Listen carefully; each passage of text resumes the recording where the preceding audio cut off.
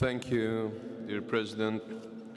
And let me also thank the government of Kazakhstan and President Nazarbayev for the hospitality, and also you for inviting us at the forum, which I must say I found quite stimulating, since it's the first time I had the chance to hear not only my political colleagues, which I normally hear, but also religious leaders that we don't have the chance to interact. So I think that was quite interesting.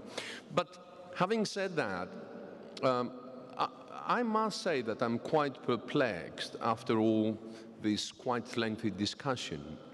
And I'd like to raise a question, because so far from what I've heard, I think we all agree we are very strong in condemning extremism and terrorism. We quite agree that it's not affiliated with a particular religion, and that actually we should deal with that somehow.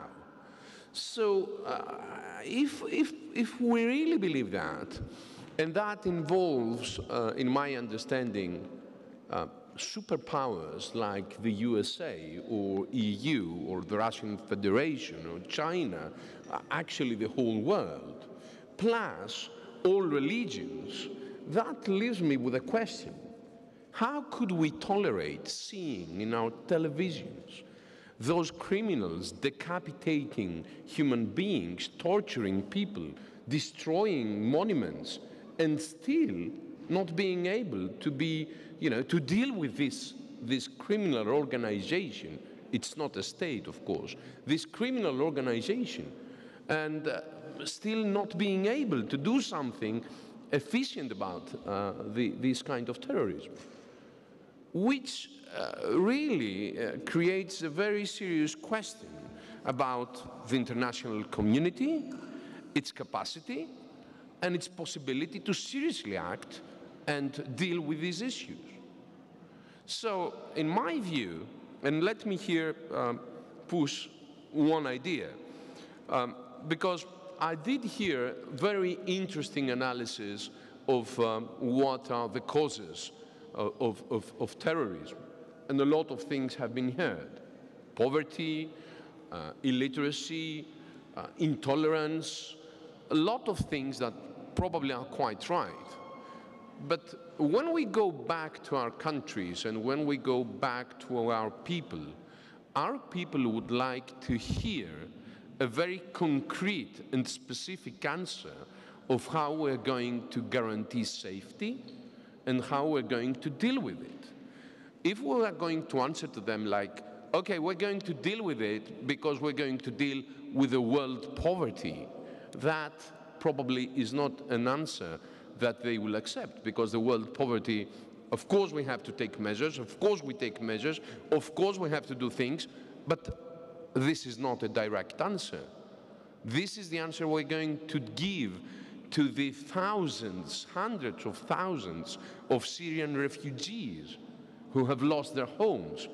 Their families are destroyed. People that they are keen of, they are killed. This is the life they're going to do, that they're going to back in their countries when we're going to deal with the world poverty or with the world illiteracy. It's not a sufficient answer. So we must do things immediately. We must have a plan now, and the plan is that we must deal with this kind of criminals and terrorists in an efficient and serious and professional way. Of course, this is also a problem of security. It's really a hypocrisy not to understand that it is a problem of security, not only a problem of security, but also a problem of security. And in that sense, if we really mean and believe what we have been saying for the last 6 or 7 hours, I think we should go back home, and we parliamentarians, we should push our governments to cooperate with the governments of the whole world, the international community, the global community, and come up with a coherent plan that's going to deal with this menace and these atrocities which should not be accepted. I think that's the best thing we can do, and of course religious leaders have their work to be done, which I think was perfectly explained. I'm not, the right person to give instructions to the religious leaders to what they're going to do, but they know better what they have to do in order to deal with extremism. But for us politicians, it's important to come up with specific answers, with a specific plan, with world cooperation, with state-to-state cooperation, in order not to accept those atrocities and those horrible phenomena, and in order to eliminate those criminals that are a disgrace to humanity.